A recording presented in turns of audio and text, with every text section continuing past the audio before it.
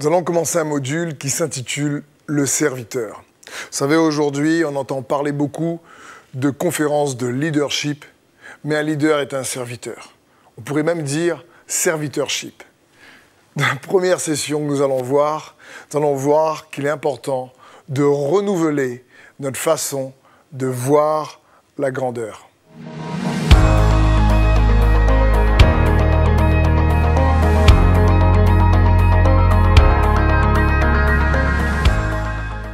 Dans Luc 22, au verset 27, « Car lequel est le plus grand, celui qui est à table ou celui qui sert?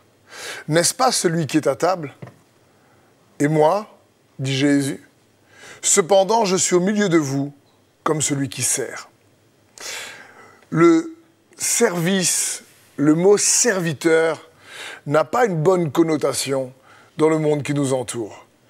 Et pourtant, dans le royaume de Dieu, nous allons voir que ce mot renferme une noblesse, renferme une richesse.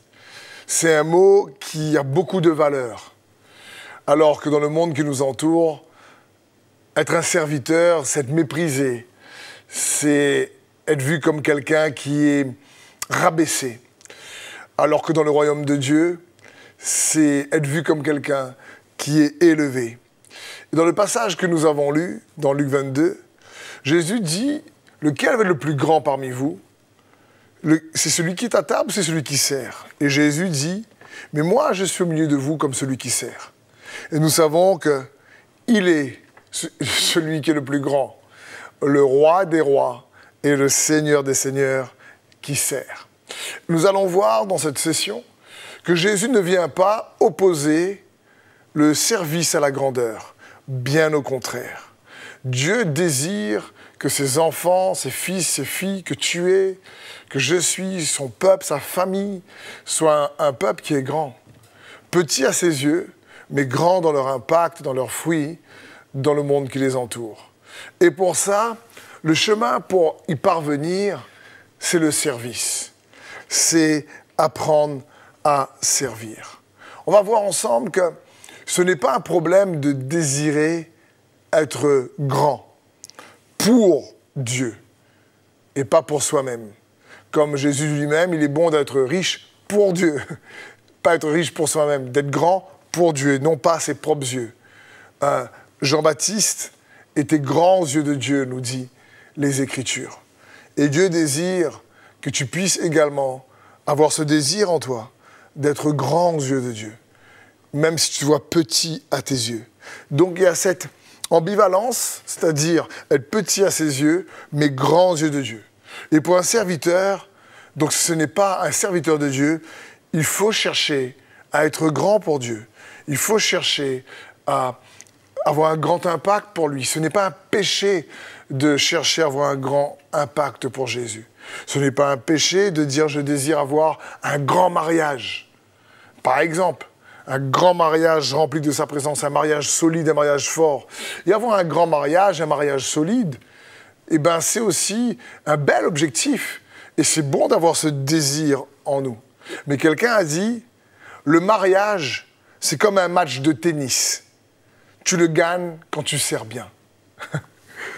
C'est incroyable, c'est tellement vrai. Tu le gagnes quand tu le sers bien.